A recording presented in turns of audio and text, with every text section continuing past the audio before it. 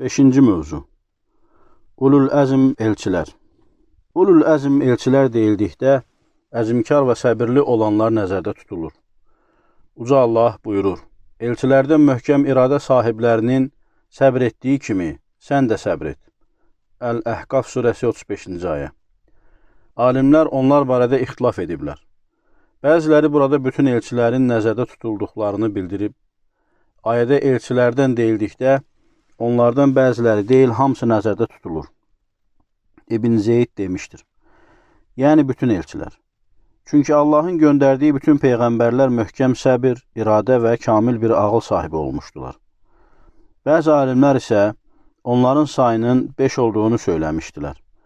Bunlar Nuh, İbrahim, Musa, İsa və Muhammeddir. Allahın onlara salavatı və salamı olsun. İbn Abbas demişdir. Ulul əzm peyğəmbərlər bunlardır. Peyğəmbərimiz Nuh, İbrahim, Musa və İsa. Allahın onlara salavatı və salamı olsun. Mücahid və Əta Əl-Xorasani də buraya üstünlük veriblər. Əksər elm əhli də sonradan bunu daha məqsədə uyğun sayıblar. Onların 5-inin adı birlikdə Quran-ı Kərimdə 2 yerdə çəkilir. Onlardan birincisi Əl-Əhzab surəsindədir. Bir zaman biz peyğəmbərlərdən əhd almışıq. Səndən də, Nuhdan da, İbrahimdən də, Musadan da və Məryəm oğlu İsa'dan da. Biz onlardan möhkəm bir əhd almışıq. Əl-Əhzab surəsi 7-ci ayə. İkinci ayə isə Əş-Şura surəsindədir. Allah Nuh'a tövsiyə etdiyini, sənə vəhy etdiyimizi, İbrahimə, Musaya və İsa'ya tövsiyə etdiyimizi sizin üçün də dində qanun etdi. Dinə doğru düzgün etiqad edin və onda bölünüb firqə-firqə olmayın. Sənin dəvət etdiyin tövhid müşriklərə ağır gəldi. Allah istədiyi kəsi özü üçün seçər və ona üst tutanı özünə tərəf yönəldər. Əş-Şura surəsi 13-cü ayə.